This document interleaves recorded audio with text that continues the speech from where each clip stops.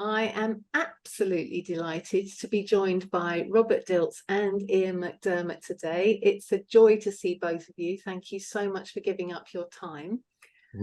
You are both presenting at the virtual element of the NLP conference in 2024, and your topic is creating authentic community. Now, dare I say, for those who don't know you, please do tell me a little bit more about yourselves and your presentation topic. Well, yeah.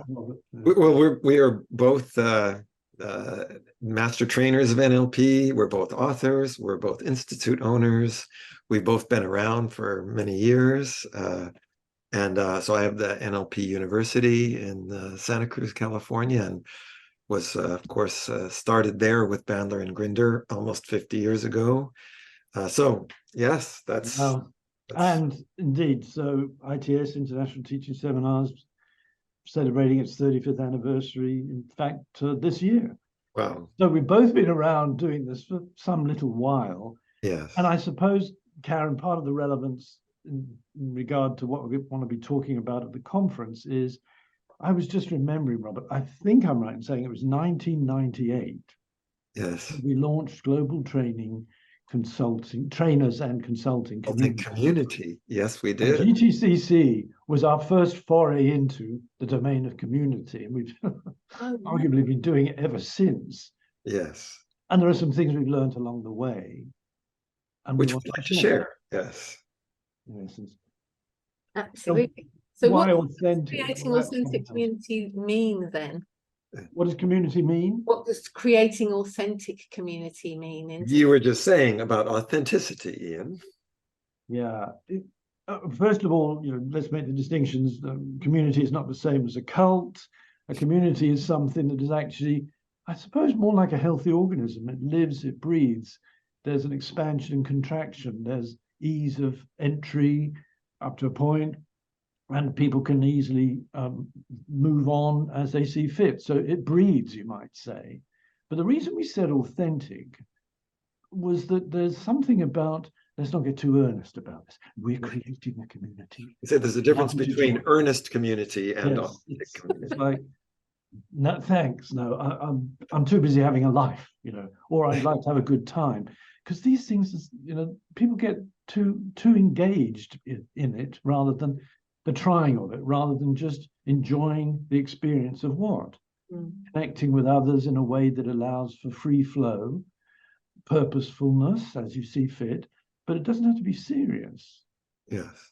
And there's different, there are different types of communities. There's learning communities, there's an NLP community. And so one of the interesting things is, the communities are created by people who have common interests and common, abilities, but also, are diverse. So there's aspects that are the same. And then the diversity is what's particularly important. And what we would say is authenticity requires some kind of, mutual respect, mutual trust, mutual acceptance. And, in our own experience with our institutes, for example, this type of, creating and promoting community, I think, is one of the most powerful and important ways that we're able to, grow and to bring something into the world. We also were very aware that, communities are kind of like people. They congregate, then they dissipate, they recongregate, and so it goes on. There's a healthy evolution of them. So a community could last for a relatively limited period of time. It serves a purpose or does whatever it does. But there are so many potential ways of engaging with other human beings, and not just spatially. You don't have to be in the same place to be in community. Right, there's online community. Exactly. Yeah, exactly. And I think this is particularly important for our day and age, is that the online ability to have community is important. Well, the digital dimension, the physical dimension, but also the temporal dimension. You may feel you have a great deal of nourishment that you draw from people who actually are dead. Can you have dead people in a community? Well, if you choose to engage with people who are alive and well in you, yes, I know, remember Carl Jung used to say that everybody needs to have their community of saints. And what he meant by that is that, those that are not physically present and may have been long gone even. Yeah. So, Robert, I'm just thinking, Karen, I think wanted to ask us a question. yes, next question. Get a word in edgeways here. I'd be happy to sit here for hours listening to your communing on community. So, I mean, what practical learnings will delegates take away from your session at the conference? How long have you got? Well, okay, so let's make a fundamental distinction here. One of the things that has become apparent to us, because we've been focusing on fellowship, as maybe some people are aware of, and these two go together very well, fellowship and community. And one way of understanding things would be to distinguish between an I who has to be present, be curious, and be available, otherwise there's nobody there to have a community with. Then there's a we, where there's the resonance, the respect, the interest, and indeed the psychological safety to turn up and be part of something that you contribute to and contributes to you. But that wouldn't be enough for a really, I think, satisfying experience of community, because the best communities go beyond themselves. Yeah. Now you could say service beyond self, but be careful, it's all starting to sound a little too maybe not. You could actually have a good time at the same time. Yeah. But that doesn't mean you have to spend your life down the pub and call it a community. So there's something about complementary capabilities. And the thing that is most striking to us about communities is how they have, when those three dimensions are flourishing, I, we, and us, they have emergent properties. You don't actually know what's going to happen, how it's going to evolve, until you're just in it, with it, and fostering it by your own participation. Yeah, and I think one of the things, when we think about practically, you can do things that help to foster community. We say you don't necessarily go in and make community, because like Ian says, it's emergent, but there are things that you can do to nurture, to foster community, to create, as Ian was saying, first of all, the sense of presence and curiosity on an individual level that's necessary to start, and then this level of safety where you begin to have resonance between people, and then that's where the magic begins to happen. You start to have some kind of common goal, some kind of common purpose, and then things begin to develop. And we'll be kind of going over each of these three dimensions or aspects of community. It starts with having a full, healthy individual. If you sort of leave yourself out or leave part of your individuality out, that's when you do start getting something like a cult, or you get groupthink. So these are some really important things that we will be going over, how we can do in our, whether it's whether you have a coaching practice, whether you have somebody has their own institute, whether we are just having a gathering or a seminar, community is an important thing. I'd add to that. There's something about, are there any skills to be learned? Yes, there are. Is there a mindset that fosters this evolution? Yes, there probably is. Totally, yeah. But I seem to spend a lot of time, at least at the present, advocating three things as being equally important: mindset, heart set, yes, skill set. Mm-hmm. And very often what I find is, you can be big on the skills, and obviously the how-tos of NLP are just profound and potentially universally empowering. The mindset, very important too. But if you have mindset, you're going to be enormously aided if you have the right heart set as well. Yes, exactly. And I think the best communities allow that to happen. You get all three, which is one hell of a deal for just turning up. Yeah, like, sweet spot. Yeah, it matters. Wonderful. So is there anything that delegates could do before attending your session so that they get a deeper experience, a deeper understanding of your session?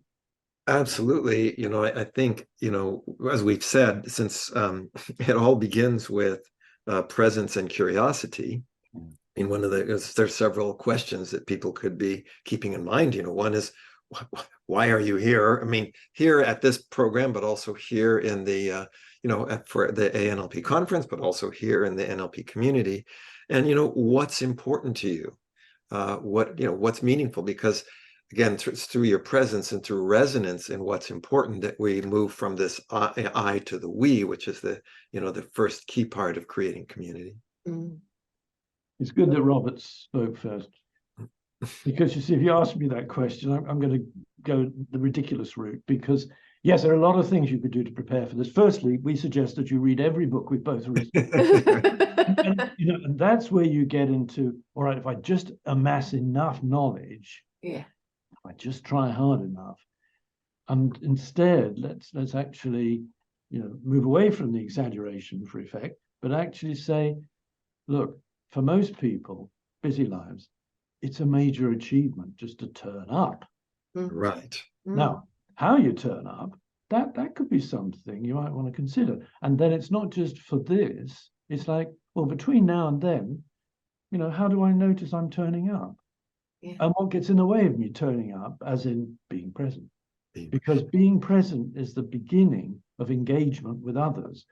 If you can't be present, you're sort of not really there. Yeah, I mean, or at least if you're there with a mask, you're in a role. It's not authentic community. And again, I think this idea of what's important is, we would say, as Ian was saying, you have your skill set, your mindset, but I think we want to start with heart set. So, where is your heart at? And bring your heart there. And I think the other parts we'll be able to, fill in. So that's the one thing, we can help people with skills, we can help people with mindset, but your heart is sort of what you've got to bring and put into it. That's so beautiful, so beautiful. And I love those, almost the three pillars. And when you were saying, the skills, hopefully everybody coming to the conference are going to have the skills already. So yes, I think that's so lovely that it's bring your heart. So thank you. So what inspired you? I mean, I've known you for a long time, and I love you both dearly. What's inspired you to want to present at the NLP conference? Oh gosh. Oh. Yeah, you go first this time. Oh gosh. Well, I think let's do it individually, because it's also a demonstration that you retain individuality in a healthy community. For me, it would be, this is how hopefully we can contribute what we're doing, which otherwise doesn't get known about by the people who will be there. The people who are going to be here, to me, are natural colleagues and peers. And it's just an opportunity to share in the joy of doing this. Beautiful. So why wouldn't you want to do that? So for me, it's like, well, frankly, yes, I'd like people to know about it, to have the model that we find useful. But I also think it's like, we have a good time when we do this sort of thing. And having a good time is really important, as opposed to getting pissed out of your head. Because that's a very poor substitute for having a good time. Yeah. Agreed. For me, I just add, I mean, I've been presenting before. I think the NLP conference is something that is, to me, it's the premier event for NLP people practicing NLP. It is, it's the event for the NLP community, and and to be able to be a part of that, to taste that, to contribute to that, is something that's really special. And so I know that it will make a difference. And what you've been doing, you and Cash have been doing with the conference, is something that I think is remarkable, and I want to do my part to contribute to that. And it's well, yes, Karen, and it's interesting because Robert and I talked about, do we put in a proposal even, and we were very clear. There's only one answer to that. Of course we will, because it's an interesting combination. It's both. We think we have something to contribute, so it's not just, well, yes, we love being on screen, darling. It's not that. But it's also, we want to support. And the best way you can support is by contributing something which others find useful. Absolutely. part of the I, we, us. Yeah. Yes.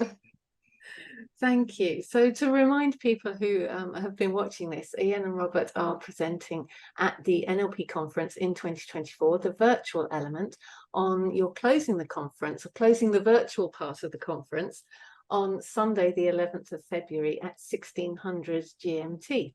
Because it's in February, so the clocks in the UK won't have gone forward by that time. So yes, it's a bit of a change on normal. So we are very much, or I am very much looking forward to your presentation in February. Thank you both so much for joining me today.